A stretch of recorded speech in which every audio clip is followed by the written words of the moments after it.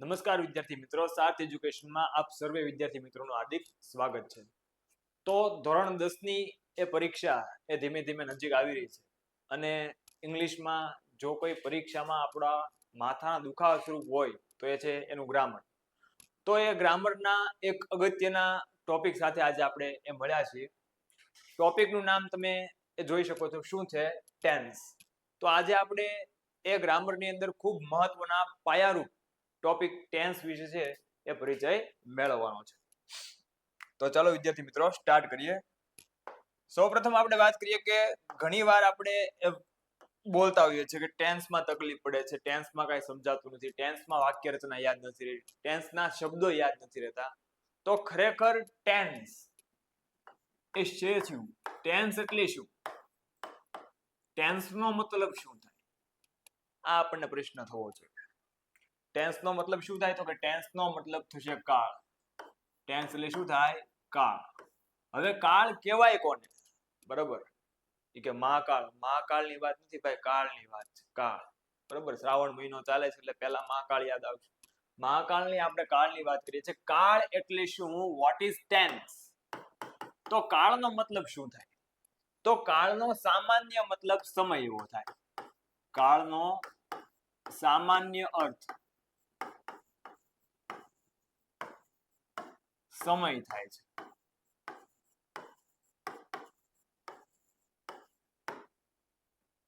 બરોબર વિદ્યાર્થી મિત્રો, કાળનો સામાન્ય અર્થ શું થાય છે? સમય. કોઈ પણ ક્રિયા કે કોઈ પણ ઘટના બનવાનો સમય એને શું કહેવાય? કાળ કહેવાય. હવે તમને ખ્યાલ છે કે કોઈ પણ ક્રિયા છે એ મુખ્યત્વે 3 સમયની અંદર થતી હોય છે. બરાબર, એક અત્યારે થતી હોય, પહેલા થઈ ગયેલી હોય અને હજી થવાની બાકી હોય, થવાની સંભાવના હોય. તો આના આધારે જે કાળ છે એ કાળના મુખ્ય પ્રકાર છે એ 3 પડ્યા છે. તમને બધાને ખ્યાલ હશે. બરાબર, કાળના મુખ્ય પ્રકાર કેટલા છે? 3. કયા કયા? તો એના વિશે વાત કરીએ. તો કાળના મુખ્ય પ્રકાર 3 છે. કાળના મુખ્ય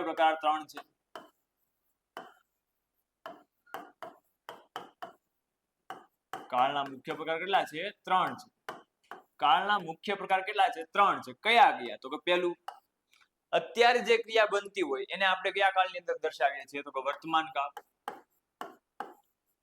એટલે કાળનો પહેલો પ્રકાર વર્તમાન કાળ, જેને ઇંગ્લિશમાં કહેવાય પ્રેઝન્ટ ટેન્સ. વર્તમાન કાળ યાની કે પ્રેઝન્ટ ટેન્સ. નંબર 2 ભૂતકાળ, એને શું કહેવાય? Past tense. ભૂતકાળ એટલે પાસ્ટ ટેન્સ. અને નંબર 3 ભવિષ્યકાળ. ભવિષ્યકાળ એટલે શું? તો કે ભવિષ્યકાળને ઇંગ્લિશમાં કહેવાય ફ્યુચર ટેન્સ. તો કાળના મુખ્ય પ્રકાર છે એ 3 છે: વર્તમાન કાળ, ભૂતકાળ અને ભવિષ્યકાળ. કોઈ પણ ક્રિયા હાલના સમયમાં દર્શાવી હોય, કોઈ પણ ક્રિયા હાલના સમયમાં બને છે તો એને કયા કાળથી દર્શાવે છે? વર્તમાન કાળ. પહેલાના સમયમાં જો કોઈ ક્રિયા બની હોય તો એ ક્રિયાને છે ભૂતકાળની અંદર દર્શાવવામાં આવે છે, પાસ્ટ ટેન્સની અંદર દર્શાવવામાં આવે છે. અને ભવિષ્યમાં હજી ક્રિયા બનવાની કે થવાની સંભાવના હોય અથવા એ ક્રિયા બનવાની બાકી હોય તો એને છે એ ભવિષ્યકાળની અંદર દર્શાવવામાં આવે છે, એટલે કે એને ફ્યુચર ટેન્સની અંદર દર્શાવવામાં આવે છે. ખાસ વિદ્યાર્થી મિત્રો, ઘણા વિદ્યાર્થી આને બહુ જબરદસ્ત રીતે વાંચે છે. ફુટુરે નથી, આ ફ્યુચર છે. શું છે? ફ્યુચર છે. બરાબર, ખાસ ધ્યાન રાખજો. એટલે કાળના મુખ્ય પ્રકાર પૂછે તો કાળના મુખ્ય પ્રકાર 3: વર્તમાન કાળ પ્રેઝન્ટ ટેન્સ, ભૂતકાળ પાસ્ટ ટેન્સ અને ભવિષ્યકાળ ફ્યુચર ટેન્સ. બરાબર, તો સિમ્પલ એટલી વસ્તુ આપણને ખબર હોવી જોઈએ. ફરી એકવાર તમને કહી દઉં, કાળ એટલે શું? તો કે કાળનો સામાન્ય મતલબ શું થાય? સમય. કોઈ પણ ક્રિયા કે કોઈ પણ ઘટના બનવાનો સમય એને શું કહેવાય? કાળ કહેવાય. કોઈ પણ ક્રિયા કે કોઈ પણ ઘટના મુખ્યત્વે 3 સમયમાં થાય: અત્યારે થઈ, પહેલા થઈ ગયેલી હોય અને હજી એક થવાની બાકી હોય. તો એના આધારે કાળના મુખ્ય પ્રકાર કેટલા પડ્યા છે? 3. અત્યારની ક્રિયા વર્તમાન કાળ પ્રેઝન્ટ ટેન્સ, પહેલા બની ગયેલી ક્રિયા ભૂતકાળ પાસ્ટ ટેન્સ અને હજી એ થવાની બાકી હોય, સંભાવના હોય, તો ફ્યુચર ટેન્સ ભવિષ્યકાળ. તો કાળના આ મુખ્ય 3 પ્રકાર છે. હવે દરેક કાળના પાછા એ અલગ અલગ પેટા પ્રકાર પડે છે. દરેક કાળના છે એ પેટા પ્રકાર પડે છે. બરાબર, દરેક કાળના પેટા 4 પ્રકાર પડે છે: સાદો કાળ, બીજું ચાલુ કાળ, ત્રીજો પૂર્ણકાળ અને ચોથો ચાલુ પૂર્ણકાળ. બરાબર છે. દરેક કાળના પેટા કેટલા પ્રકાર પડે છે? 4. સાદો કાળ, ચાલુ કાળ, પૂર્ણકાળ અને ચાલુ પૂર્ણકાળ. હવે આને એ સાદા કાળને ઇંગ્લિશમાં શું કહેવાય? તો કે સિમ્પલ ટેન્સ. ચાલુ કાળને શું કહેવાય? તો કે કન્ટિન્યુઅસ ટેન્સ. પૂર્ણકાળને શું કહેવાય? તો કે પરફેક્ટ ટેન્સ. અને ચાલુ પૂર્ણકાળને શું કહેવાય? તો કે કન્ટિન્યુઅસ પરફેક્ટ ટેન્સ.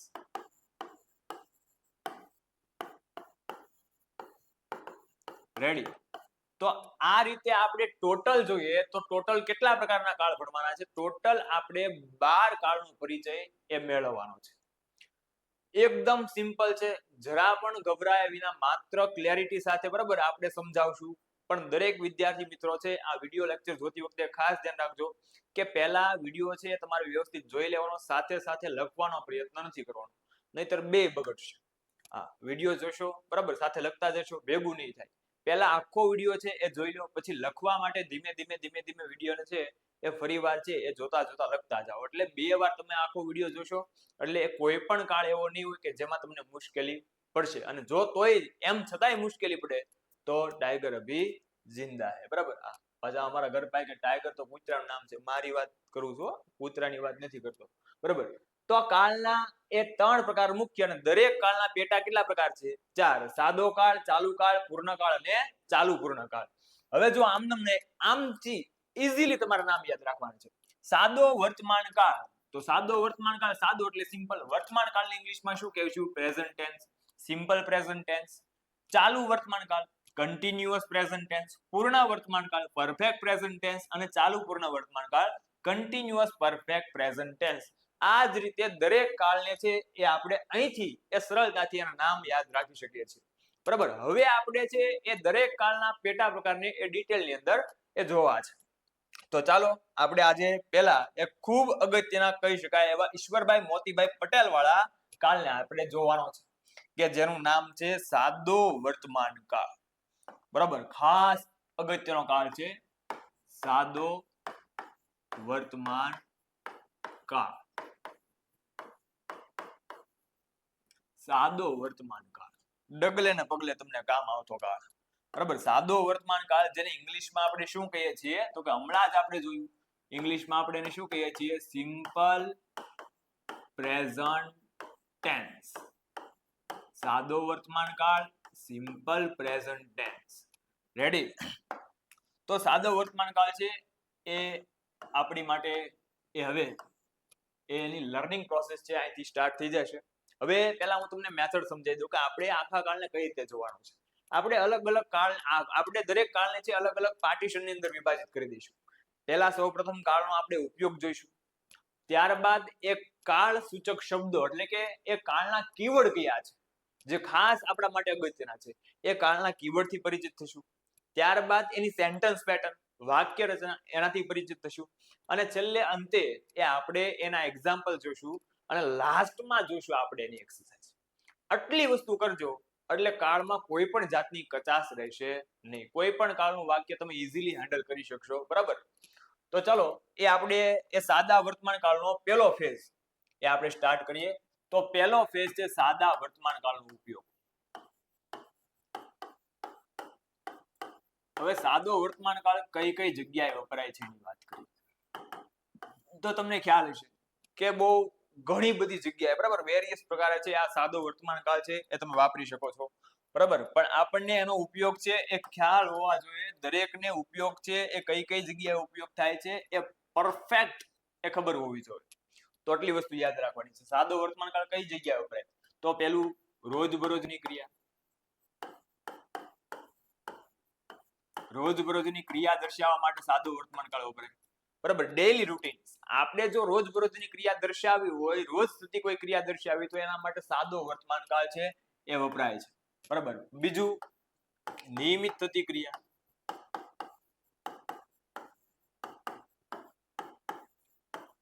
બીજો ઉપયોગ છે એનો નિયમિત થતી ક્રિયા. હવે ઘણા વિદ્યાર્થી મિત્રોને એમ થાય સાહેબ તો ઉલ્લુ બનાવવાનો ધંધા કરે છે. કેમ? તો કે આ બે તો એક જ થયું, લાગે છે એક જેવું પણ એક છે નહીં. શું કામ? કારણ કે રોજબરોજની ક્રિયા અને નિયમિત થતી ક્રિયા વચ્ચે એક માઇનોર ડિફરન્સ છે, એક બહુ પાતળી ભેદ રેખા છે. કઈ રીતે? તો હું તમને સમજાવું, એક્ઝામ્પલ સાથે આપણે સમજીએ એટલે તમને ખ્યાલ આવશે. પહેલા આપણે ગુજરાતીમાં સમજીએ, બરાબર? ગુજરાતીમાંથી ઇંગ્લિશ તરફ છે જઈએ. નહીતર શું થશે, ઇંગ્લિશ હમણાં શરૂ કરીશ તો ઘણા પાછા વિડીયો શરૂ મૂકીને ભૂલી જાય છે, બરાબર? કે સાદો વર્તમાનકાળ ભલે આવતો, આપણે કે આ મૂક્યું, બરાબર? એવું નથી કરવાનું. પહેલા ગુજરાતી જોઈએ, એના આધારે આપણે ઇંગ્લિશ સમજવું. રોજબરોજની ક્રિયા, દાખલા તરીકે હું તમને એમ કહું કે હું દરરોજ શાળાએ જાઉં છું.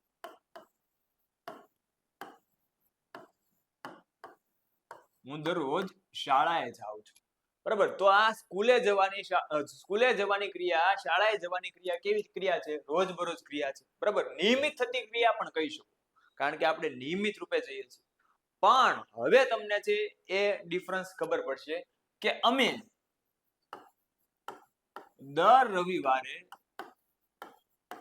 ક્રિકેટ રમીએ છીએ. અમે દર રવિવારે ક્રિકેટ રમીએ છીએ. હવે કદાચ આઈડિયા આવી ગયો છે.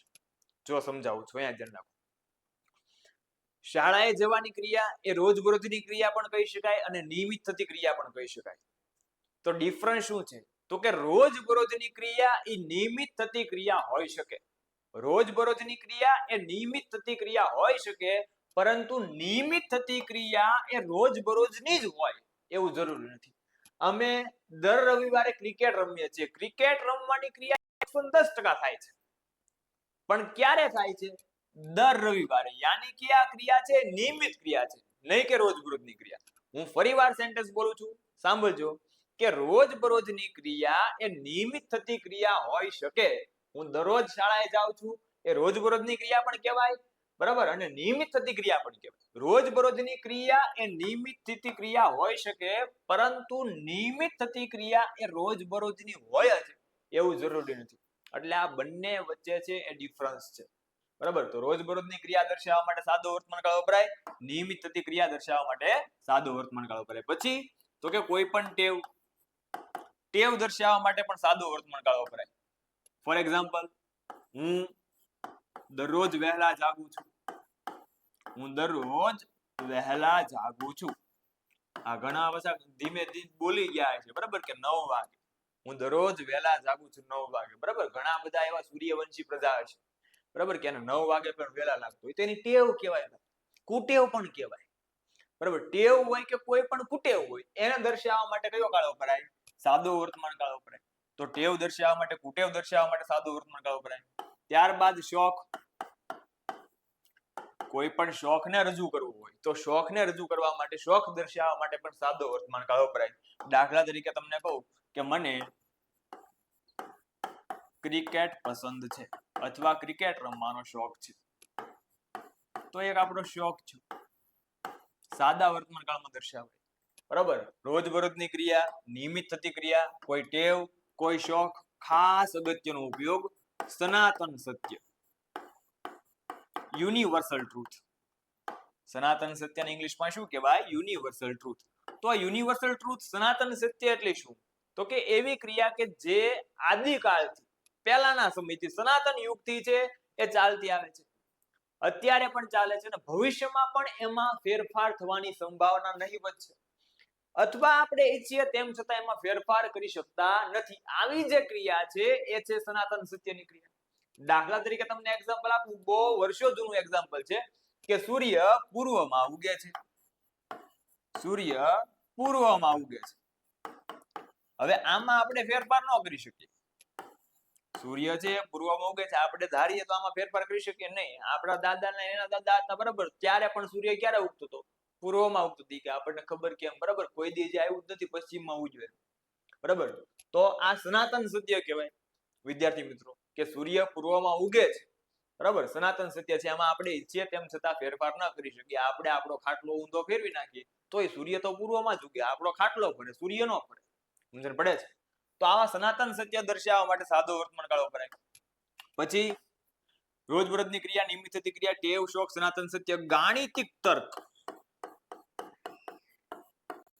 ગાણિતિક તર્ક, ગણિતનો કોઈ પણ નિયમ દર્શાવવો હોય તો એ નિયમ દર્શાવવા માટે પણ સાદો વર્તમાન કાળ વપરાય. બહુ અઘરો નિયમ લખું છું, ધ્યાન રાખજો. 1 + 1 = 2, 1 + 1 = 2.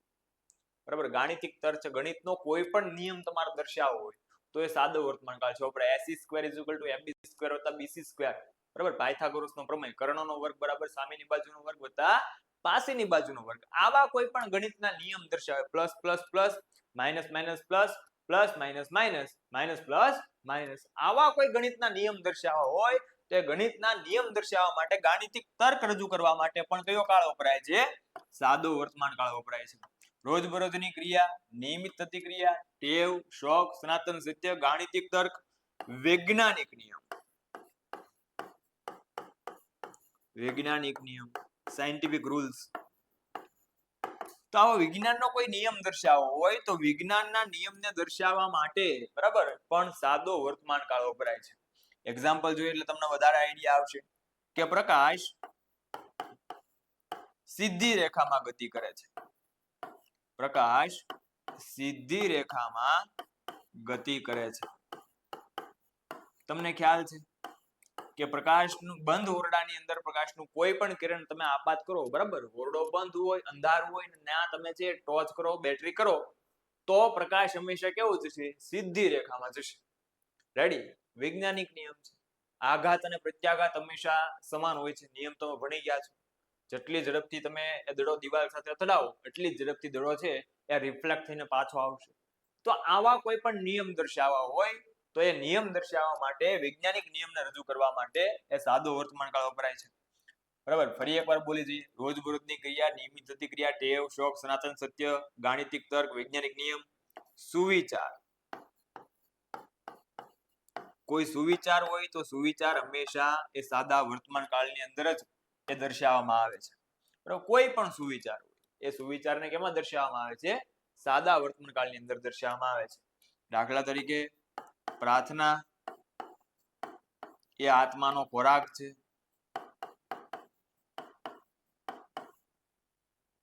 પ્રાર્થના એ આત્માનો ખોરાક છે. બરાબર, સુવિચાર છે, સાદા વર્તમાન કાળની અંદર દર્શાવાય. ભગવાન તેઓને જ મદદ કરે છે કે જે પોતાની જાતને સેવે છે. સુવિચાર છે. God help those who help themselves. બરાબર, તો આવા કોઈ પણ સુવિચાર છે, સુવિચારને રજૂ કરવા માટે હંમેશા સાદો વર્તમાન કાળ છે એ પ્રયોજાતો હોય છે. સાદો વર્તમાન કાળ છે એ વપરાતો હોય છે. રોજબરોજની ક્રિયા, નિયમિત થતી ક્રિયા, ટેવ, શોખ, સનાતન સત્ય, ગાણિતિક તર્ક, વૈજ્ઞાનિક નિયમ, સુવિચાર, કહેવતો. કોઈ પણ કહેવતો છે એ કહેવતને રજૂ કરવા માટે, કહેવતને ઇંગ્લિશમાં પ્રોવર્બ કહેવાય. ખાસ ધ્યાન રાખજો. કહેવતને ઇંગ્લિશમાં શું કહેવાય? પ્રોવર્બ. પ્રોવર્બ એટલે શું થાય? કહેવત. આ ઘણાને ખ્યાલ નથી હોતો. બરાબર, કહેવતને ઇંગ્લિશમાં કહેવાય પ્રોવર્બ. તો આવી કોઈ પ્રોવર્બ દર્શાવી હોય, આવી કોઈ કહેવતને રજૂ કરવી હોય તો એ કહેવતને રજૂ કરવા માટે છે એ સાદો વર્તમાન કાળ વપરાય છે.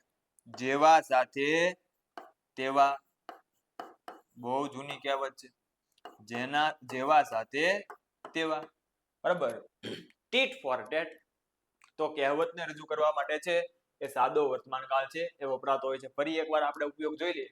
રોજબરોજની ક્રિયા, નિયમિત થતી ક્રિયા, ટેવ, શોખ, સનાતન સત્ય, ગાણિતિક તર્ક, વૈજ્ઞાનિક નિયમ, સુવિચાર, કહેવતો. આગળ જઈએ, હજી બાકી છે. બરાબર, હજી બાકી છે.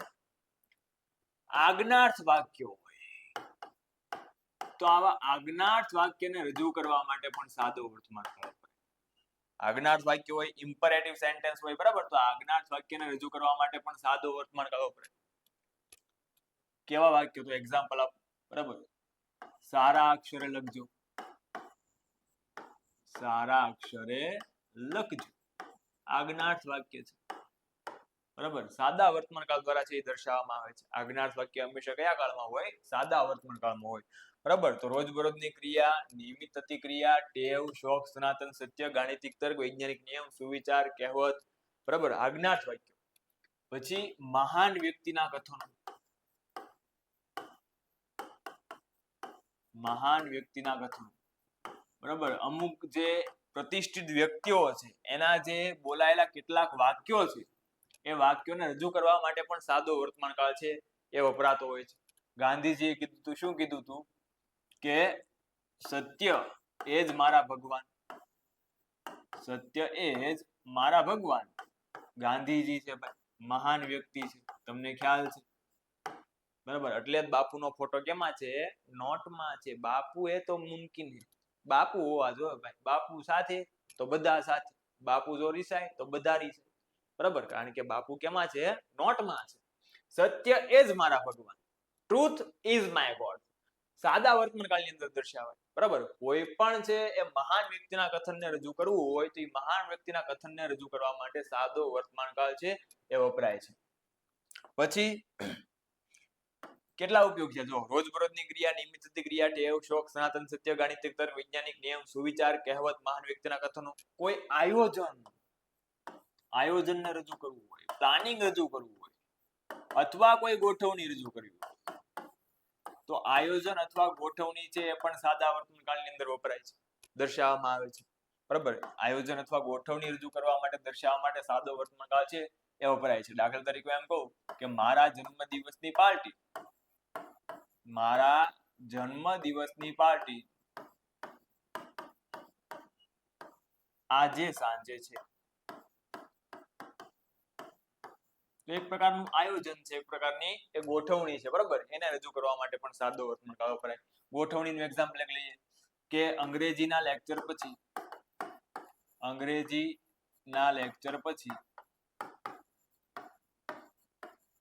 તમારે ગણિતનો લેક્ચર છે.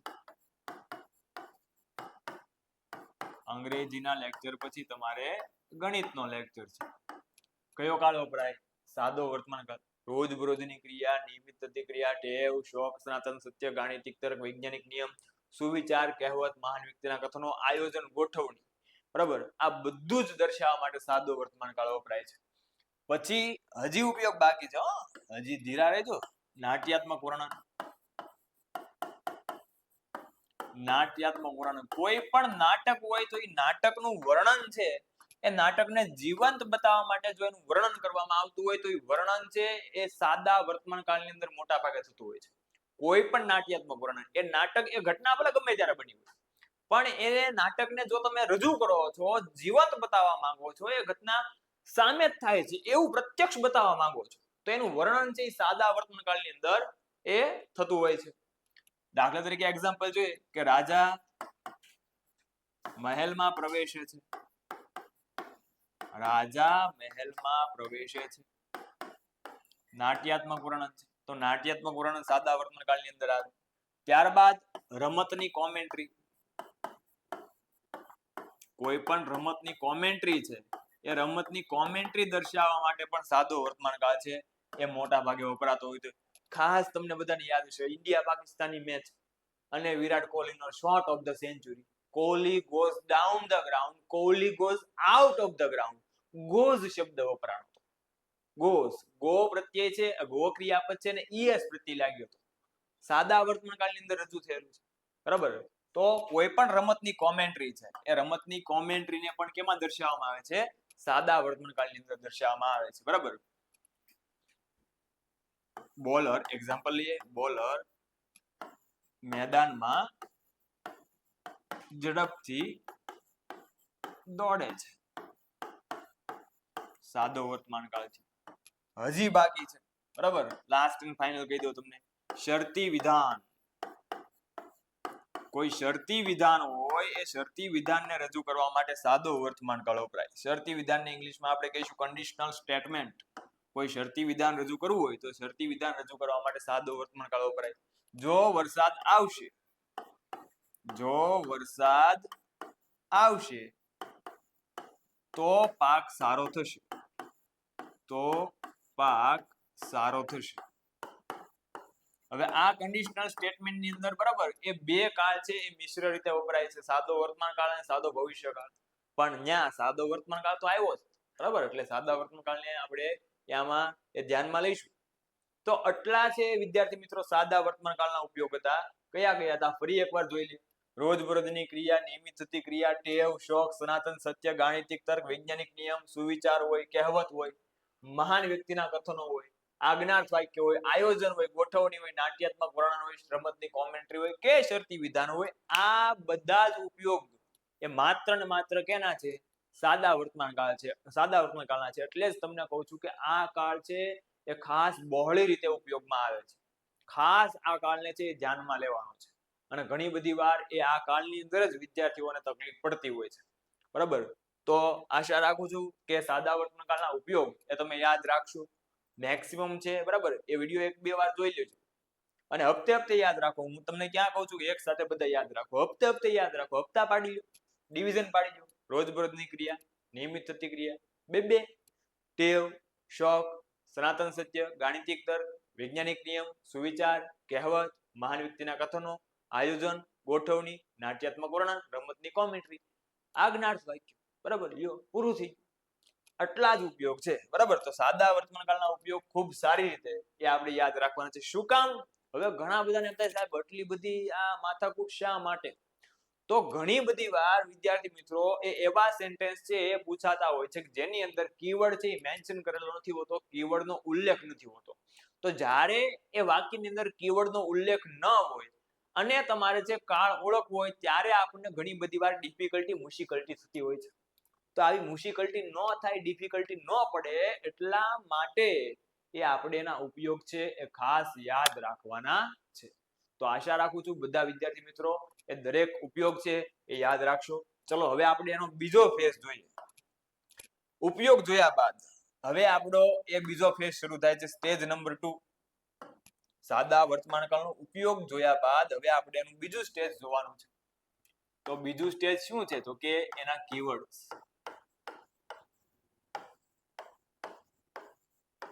બરાબર, સાદા વર્તમાન કાળને દર્શાવતા કીવર્ડ્સ. કીવર્ડ્સ એટલે કે કાળ સૂચવતા શબ્દો. બરાબર, જે શબ્દો છે એ કાળને રજૂ કરે છે કે આ શબ્દ આવ્યો એટલે પર્ટિક્યુલર આ જ કાળ હોય. તો આ કીવર્ડ્સ છે એ કીવર્ડ્સ પણ છે સાદા વર્તમાન કાળથી છે રજૂ થતા હોય છે. તો એ સાદા વર્તમાન કાળ દરેક કાળના પોતાના કીવર્ડ હોય છે. તો એ સાદા વર્તમાન કાળના પણ કેટલાક કીવર્ડ છે આપણે ખાસ એ ધ્યાનમાં લેવાના છે. તો કીવર્ડને જોઈએ. પહેલા તો every day, every week, every month, every year, every day, every week, every month, every year. પછી બીજો કીવર્ડ છે always. બરાબર, આમાં પણ કીવર્ડ બધા ગોખાઈ જવા જોઈએ. કીવર્ડ હશે તો તમારું કામ ફટાફટ થશે. ચપટી વગાડતા કાળના સેન્ટેન્સ સોલ્વ થશે. બરાબર, અને કાળ આવડી જાય તો સમજો તમને અડધું ગ્રામર આવડી ગયું. કારણ કે પછી તો માત્ર છે એને એપ્લાય કરવાના છે. બરાબર, અલગ અલગ રીતે.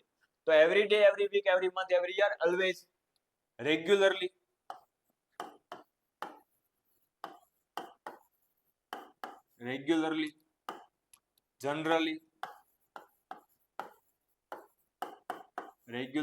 જનરલી, ઓકેશનલી,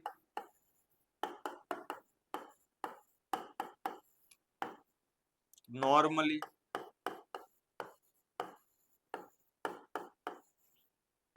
હજી છે હો, હળવાઈ રહ્યો, સેલ્ડમ, ઓફન, નેવર. આ બાજુ આવું છું, ડેઈલી. પછી ઓન પછી કોઈ વાર આપ્યો હોય, ઓન મંડે, ઓન ટ્યુઝડે, એમ ઓન પછી કોઈ પણ વાર હોય તો એ પણ સાદો વર્તમાન કાળ સૂચવે છે. પછી ઓન પછી કોઈ પણ તહેવાર હોય તો એ પણ સાદો વર્તમાન કાળ સૂચવે છે. On Diwali, on Holi. આ બધા જ કીવર્ડ સાદા વર્તમાન કાળના છે. હવે આ કીવર્ડ છે એ શું કહેવા માંગે છે એનું ગુજરાતી પણ સાથે સાથે સમજી લઈએ એટલે તમને તકલીફ ન પડે. એવરી ડે એટલે શું થાય? તો કે દરરોજ. એવરી વીક, દર અઠવાડિયે. એવરી મંથ, દર મહિને. અને એવરી યર, દર વર્ષે. ત્યારબાદ ઓલવેઝ એટલે શું થશે? તો કે હંમેશા. રેગ્યુલરલી, નિયમિત રીતે. જનરલી, સામાન્ય રીતે. જનરલી એટલે સામાન્ય રીતે. ઓકેશનલી ક્યારેક ક્યારેક. ઓકેશનલી એટલે શું થાય? ક્યારેક ક્યારેક. નોર્મલી સામાન્ય રીતે.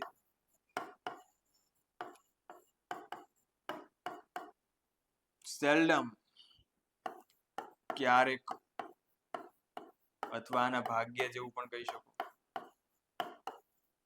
ઓફન અવારનવાર, અથવા વારંવાર. નેવર કદી નહીં, અથવા તમે સારા શબ્દોમાં ક્યારેય નહીં એવું પણ કહી શકો.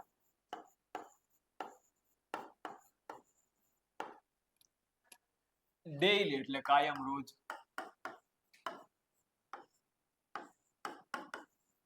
અને ઓન મંડે એટલે કે સોમવારે, મંગળવારે. આ પ્રમાણે. ઓન દિવાળી એટલે દિવાળી. ઓન હોલી એટલે હોળી.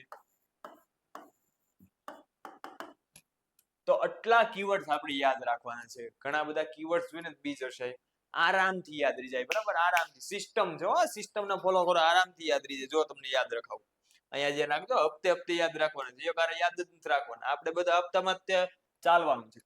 પહેલા છે આ શબ્દ યાદ રાખી. હવે આ શબ્દમાં કાંઈ નથી, માત્ર તમારે યાદ શું રાખવાનું છે? એવરી યાદ રાખવાનું છે. પછી આ શબ્દ યાદ રાખવાનું. ડે પેલા દિવસ આવે, પછી અઠવાડિયું આવે, પછી મહિનો આવે, પછી શું આવે? વર્ષ આવે. Every day, every week, every month, every year. બોલો એકવાર. Every day, every week, every month, every year. Every day, every week, every month, every year. બીજો શબ્દ ઓલવેઝ. બરાબર, બે યાદ રહ્યા. Every day, every week, every month, every year. Always. હજી એકવાર બોલી જાઓ. Every day, every week, every month, every year. Always. બે યાદ રહી ગયા. ચાલો આગળ જઈએ. હવે આમાં જુઓ, ચારમાં છે તમને કઈ કોમન દેખાય? ચારે ચારમાં એલ બાય એલ આવે છે. તો આને ચાર ને યાદ રાખો, કારણ કે સરળ પડશે. Regularly, generally, occasionally, normally. Regularly, generally, occasionally, normally. Regularly, generally, occasionally, normally. Regularly, generally, occasionally, normally. 6 યાદ રહી ગયા. વાગી વાર? કાંઈ વાર નહીં લાગે. બરાબર, અહીંયા ને અહીંયા તમને કાળ ગોખાઈ દઈશ. અહીંયા જ રાખજો, ખાલી શ્રદ્ધા રાખજો અને શ્રદ્ધા સાથે કામ કરજો. શ્રદ્ધા સાથે એટલે વિશ્વાસ સાથે. મારી સાથે કામ કરવાનું, શ્રદ્ધા સાથે નહીં. બરાબર, જો યાદ રાખો. કેટલા યાદ રહ્યા? Every day, every week, every month, every year. Always. Regularly, generally, occasionally, normally. બરાબર. પછી આ ચાર ને યાદ રાખો. 3 અહીંયા છે અને એક અહીંયા બેઠો છે. Seldom, often, never, daily. Seldom, often, never, daily. Seldom, often, never, daily. હજી એકવાર. Seldom, often, never, daily. આને ઓફટન ઓફટન ઘણા વાંચતા. અને ઓફટન નો વચાય ભાઈ, ના ટી છે એ સાયલન્ટ રહે છે. જો ઘણા વિદ્યાર્થી મિત્રો બહુ ભયાનક ઇંગ્લિશ બોલતા હોય છે અથવા વાંચતા હોય છે, આપણને એમ થઈ જાય બરાબર કે ઓહો હો આ ક્યાં હતો. આને જે હાથ તોપોની સલામી આપવી જોઈએ એવું ઇંગ્લિશ વાંચો. કુડ લખ્યું હોય, કુડ. કુડ લખ્યું હોય તો કુલ્ડ. આમાં ભાઈ એલ છે સાયલન્ટ રહે. બરાબર. કુડ લખ્યું હોય તો કુલ્ડ. કુલ્ડ નો વચાય ને કુડ વચાય. બરાબર. ઘણા શબ્દો વાંચે એબલ. એબલ તો કે અબલે. આને અબલે નો કહેવાય, આને એબલ કહેવાય. બરાબર. હારું છે એબલ ને અબલે કે, અને ટેબલ હોય કે તબલે. હવે કઈ રીતે આનો તાળો મેળવો? એબલ તો અબલે, ટેબલ તો તબલે. કે લે વાહ ભૂરા વાહ, હાલી ગયો હો ભાઈ. આવું નો વચાય દાદા.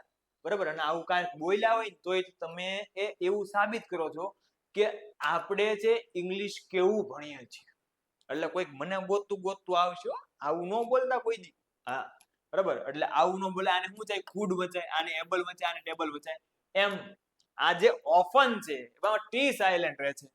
ઓફન છે, ઓફન. બરાબર. એમાં ટી સાયલેન્ટ. અને ઓફટન ઓફટન નો વચાય. બરાબર. આબરૂના ધજાગરા થાય. રેડી? એટલે આ ચાર નિશાની યાદ રાખો. Seldom, often, never, daily. Seldom, often, never, daily. Seldom, often, never, daily. મજા આવી ને? મજા આવતી જશે ને કાળી શીખાતું જશે. કેટલી યાદ રહી ગઈ? રમતા રમતા તમને છે 10 નિશાની યાદ રહી ગઈ. 10 કીવર્ડ યાદ રહી ગયા. Every day, every week, every month, every year. Always. Regularly, generally, occasionally, normally. Seldom, often, never, daily. એકાદો ક્રમમાં ફેરફાર થઈ જાય એનું ટેન્શન નહીં લેવાનું. આપણને યાદ રહેવા જો, ક્રમ મહત્વનો નથી. હવે આને કેમ યાદ રાખવાનું? તો ઓન પછી વાર અને ઓન પછી તહેવાર, ઓન પછી વાર, ઓન પછી તહેવાર. સિમ્પલ વસ્તુ છે. રેડી? બધાને યાદ રહી ગયા છે. જો મારી સાથે બોલો, બરાબર? ના બોર્ડમાં નો જતા, મારી સામે જોજો. Every day, every week, every month, every year, always. 4 લીજો. Regularly, generally, occasionally, normally. બીજા 4 લીજો. Seldom, often, never, daily. બીજા 2 લીજો. ઓન પછી વાર, ઓન પછી તહેવાર. That's all. કેસ ઓલ. સિસ્ટમ હે સિસ્ટમ, બરાબર? તો સિસ્ટમ છે એનો ફોલો કરો, બરાબર? હું તમને નહીં ઝૂકવા દઉં, બરાબર? તો આ છે એના કીવર્ડ્સ છે, બરાબર? સરળતાથી આપણે છે કીવર્ડ્સ યાદ રાખી શકીએ છીએ, તમને ખબર છે, બરાબર? કઈ સિસ્ટમથી આપણે કીવર્ડ યાદ રાખ્યા. હવે કીવર્ડ જોઈ ગયા બાદ, એના ઉપયોગ જોઈ ગયા બાદ, સૌથી અગત્યનો ફેઝ એ આપણો શરૂ થાય છે. હવે આમાં કોઈને કઈ ડખો ન થવો જોઈએ, બરાબર? મને એવી આશા છે કે ડખો હું રહેવા નહીં દઉં, પણ તમે પાછા બરાબર કે તો કેમ રહેવા દે, અમે જોઈશ. એમ નહીં દાદા, શીખવાનું છે, બરાબર? ડખો થવો જ ન જોઈએ. સેન્ટેન્સ પેટર્ન, એક જ મિનિટ હો, અહીંયા થોડુંક કર્સિવ રાઇટિંગમાં લખાઈ ગયું. હા, કોકને પાછું એમ થાય કે આ શું લખેલું છે. હા, ઘણા પાછા આપણે અહીંયા જોરદાર સ્ટુડન્ટ છે, ભણતા હોય છે, તો બધાને આપણે ધ્યાનમાં રાખીને ચાલવું પડે, બરાબર? કર્સિવ રાઇટિંગમાં હું લખું તો ઘણાને ન સમજાય, પણ એટલા માટે હું લખતો નથી.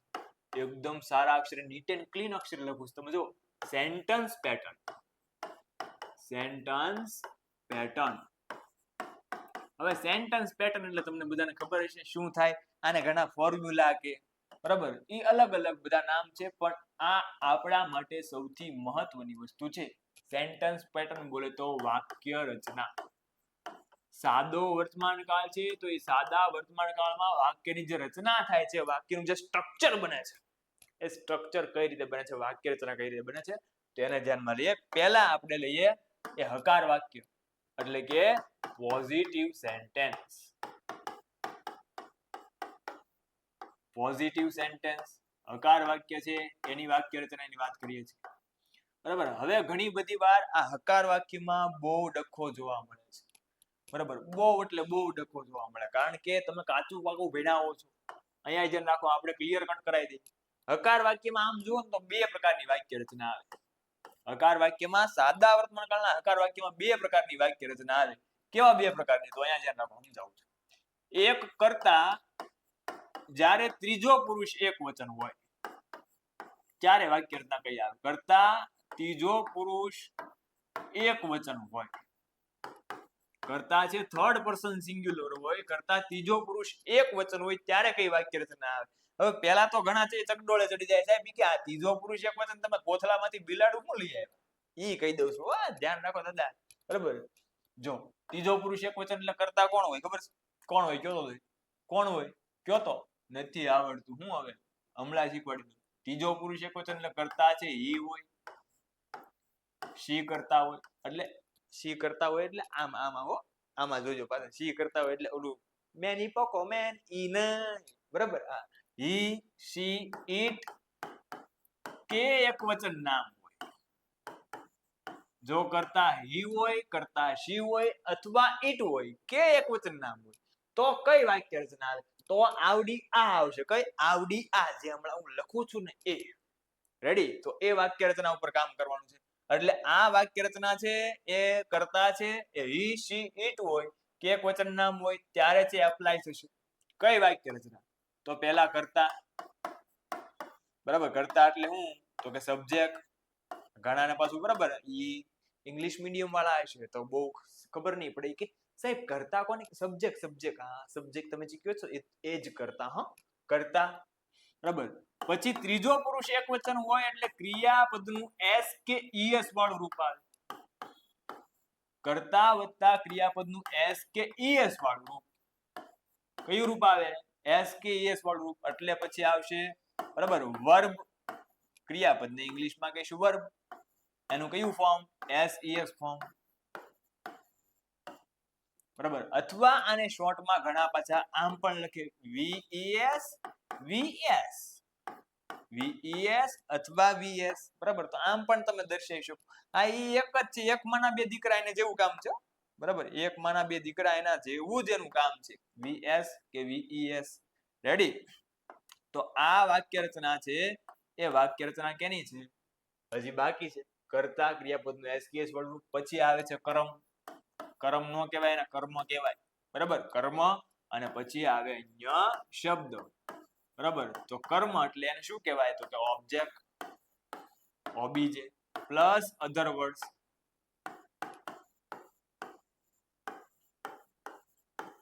લ્યો આ વાક્ય રચના થઈ ગઈ, બરાબર? ફરી એકવાર તમને સમજાવી દઉં ક્યારે વાક્ય રચના આવે. તો કે પહેલા એ સાદા વર્તમાન કાળમાં જ્યારે કરતા ત્રીજો પુરુષ એકવચન હોય તો પહેલા આવશે કર્તા, ત્યારબાદ આવશે ક્રિયાપદનું એસકેએસ વાળું રૂપ, ત્યારબાદ આવશે કર્મ અને ત્યારબાદ આવશે અધર વર્ડ્સ, બરાબર? આ પ્લસ છે હો, ધ્યાન રાખજો. ઘણા પાછા કે એ સાહેબ આ ટી ક્યાંથી આવી ગયો? ટી નથી હો, આ જોજો અમુક અમુક પ્રશ્ન છે એ તમારા બહુ ઝેરી હોય છે, બરાબર? કે આ ટી શેનો મૂક્યો? પ્લસ ની નિશાની છે. કર્તા પ્લસ ક્રિયાપદનું એસકેએસ વાળું રૂપ પ્લસ કર્મ પ્લસ અન્ય શબ્દ, સબ્જેક્ટ વર્બ એસઈએસ ફોર્મ ઓબ્જેક્ટ અને અધર વર્ડ્સ, બરાબર? તો આ સાદા વર્તમાનકાળની વાક્ય રચના હતી હકારની, પણ માત્ર ને માત્ર ક્યારે આવે? તો કે જ્યારે કરતા આમાંથી એક હોય. કોઈ હી હોય, કર્તા તરીકે હી વપરાણું હોય, કર્તા તરીકે શી વપરાણું, કર્તા તરીકે ઈટ હોય કે એકવચન નામ હોય. ફોર એક્ઝામ્પલ હું તમને કહું કે ચાઇલ્ડ, કરતા છે ચાઇલ્ડ, તો ચાઇલ્ડ માટે આ વાક્ય રચના લાગુ પડે. હું તમને કહું બેબી, નાનું બાળક, તમને મારે ન કે બેબી એટલે નાનું બાળક થાય હો. હા, કેમ છો બેબી? આ ઈ બેબી નાનું બાળક, બાય. તો ઈ એક વચન છે, એટલા માટે એસકેએસ વાળું રૂપ આવશે. હું તમને કહું વિરાટ, તો એસકેએસ વાળું રૂપ. હું તમને કહું આસ્થા, એસકેએસ વાળું. શીતલ, એસકેએસ વાળું રૂપ આવે. નિલેશ, એસકેએસ વાળું. પૂજિત, એસકેએસ વાળું, બરાબર?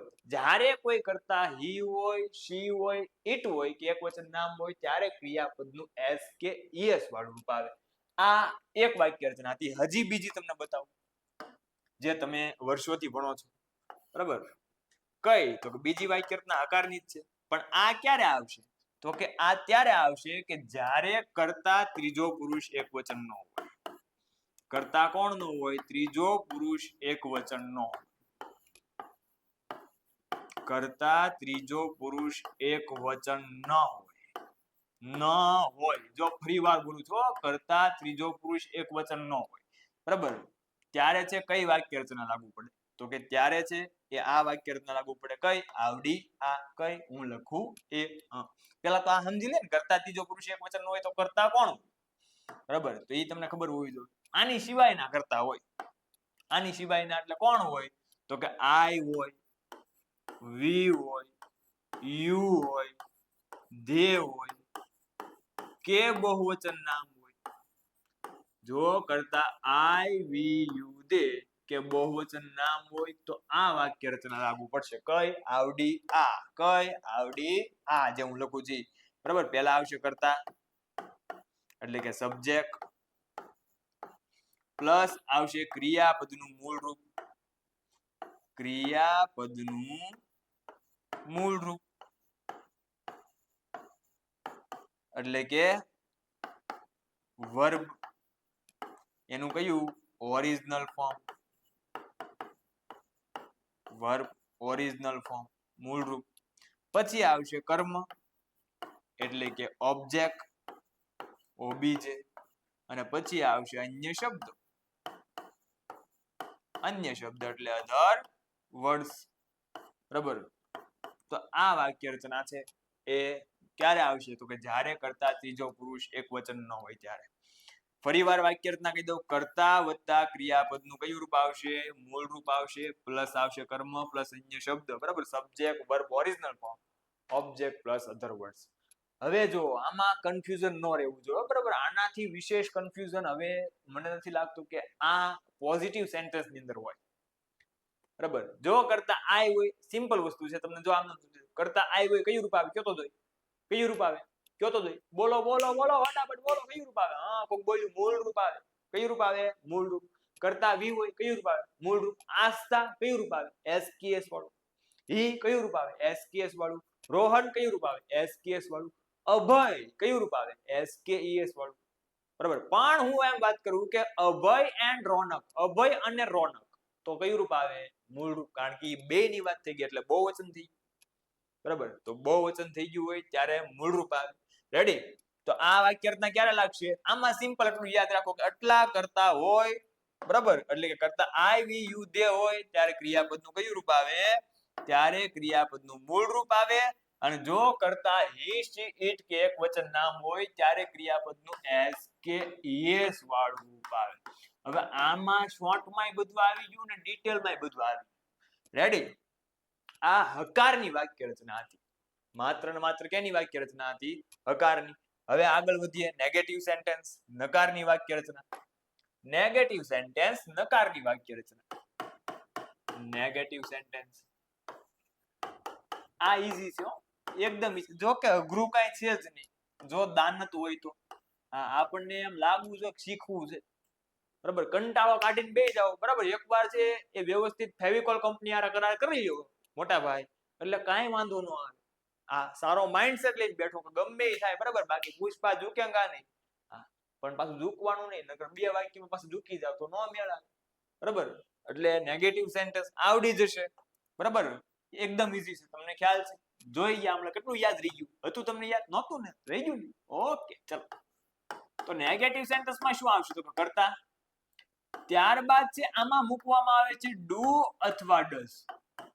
કરતા પ્લસ શું આવશે? ડુ અથવા ડઝ. નકાર વાક્ય છે એટલે આવશે નોટ. ડુ ડઝ વાક્યમાં આવશે ત્યારે ક્રિયાપદનું મૂળ રૂપ આવશે. જ્યારે નકારમાં ડુ ડઝ આવશે ત્યારે છે ક્રિયાપદનું કયું રૂપ આવશે? મૂળ રૂપ આવશે. ત્યારબાદ આવે કર્મો અને ત્યારબાદ આવે અન્ય શબ્દો. કરતા વત્તા ડુ અથવા ડઝ વત્તા નોટ ક્રિયાપદનું મૂળ રૂપ, કર્મ પ્લસ અન્ય શબ્દ. કેટલીક વાર આ બેને ભેગું કરી દીધું હોય તો ડુ ને નોટ ને ભેગું કરો એટલે બને ડોન્ટ. ડઝ પ્લસ નોટ ને ભેગું કરો એટલે બને ડઝન્ટ. તો ઘણી વાર છે આવું તમને આપ્યું હોય વાક્યમાં તો માત્ર ને માત્ર તમારી ક્રિયાપદનું રૂપ જ મૂકવાનું રહેતું હોય છે. ખાલી જગ્યામાં ખાસ પૂછાય છે. ડુ એઝ ડાયરેક્ટ, 10મા ધોરણમાં do as direct, direct, indirect, active, passive, functions બધા જ ટોપિકમાં મહત્વની વસ્તુ છે.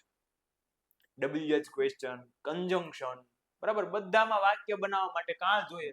અને કાળ આપણા માટે પછી કેવો બની જતો હોય? મહાકાળ બની જતો હોય, પણ નહીં બનવા દે, બરાબર. કારણ કે આપણે પાછા કેવા ભક્ત છીએ? મહાકાળના ભક્ત છીએ, બરાબર.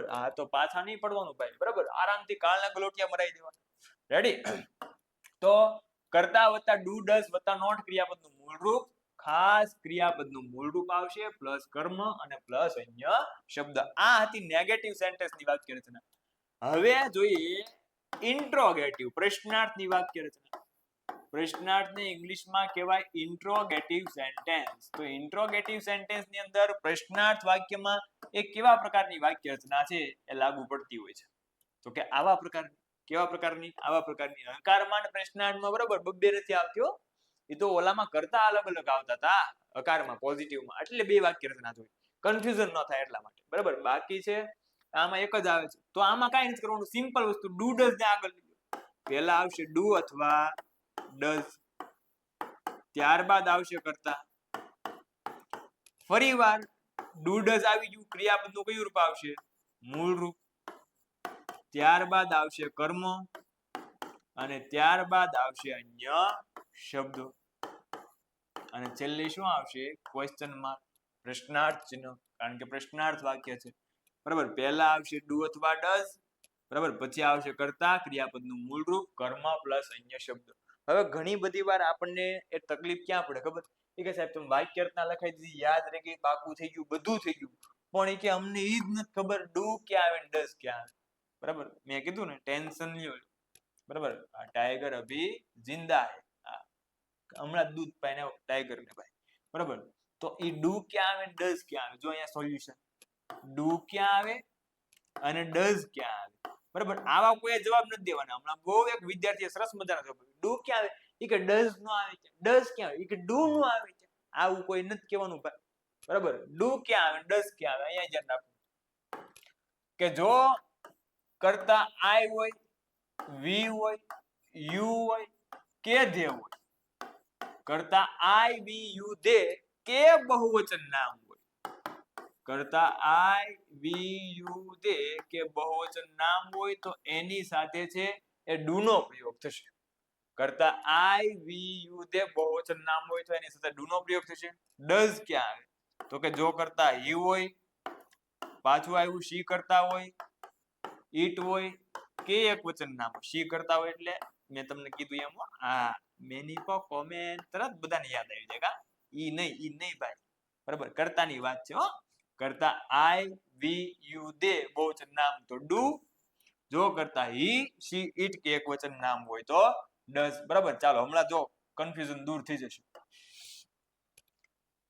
કોની હારે કયું આવે પૂછી દઉં છું તમને પૂછું છું ઘડીક ધ્યાન રાખજો હમણાં તમને જવાબ મળશે તમારામાંથી જ જવાબ આપશે અહીંયા મને સંભળાયો તમે પાછા ભલે ના બોલો તોય સંભળાય બ્લૂટૂથ સરખું કરો માં ભાઈ મને સંભળાય હો હા બ્લૂટૂથ સરખું કરો કે ન કરો મને સંભળાય હું પાછું એમ તો ભટકતી આઈટમાં છું ભાઈ બરાબર જો રોહન હોય તો હું આવે બોલો તો ડુ આવે કે ડઝ આવે તમારે નક્કી કરવાનું બરાબર મનોમન નક્કી કરી નાખવું મને સંભળાય નહીં બરાબર આ તો કહું છું ખાલી રોહન હોય તો શું આવે હા સાચો જવાબ શું આવે ડઝ રાહુલ હોય તો શું આવે ડઝ એક વચન નામ છે ચાઇલ્ડ હોય તો શું આવે ડઝ ચિલ્ડ્રન હોય તો શું આવે ડુ કારણ કે ચિલ્ડ્રન એટલે બાળકો ઘણા બધા બરાબર એક કરતા વધારે બેબીઝ હોય તો શું આવે ડુ અભય એન્ડ રોનક હોય તો શું આવે ડુ ખાલી એકલો અભય હોય તો શું આવે ડઝ ખાલી એકલો રોહન હોય તો શું આવે ડઝ સમજણ પડે છે જો કરતા આઈ વી યુ દે બહુવચન નામ તો આવશે ડુ જો કરતા હી સી ઇટ કે એક વચન નામ તો શું આવશે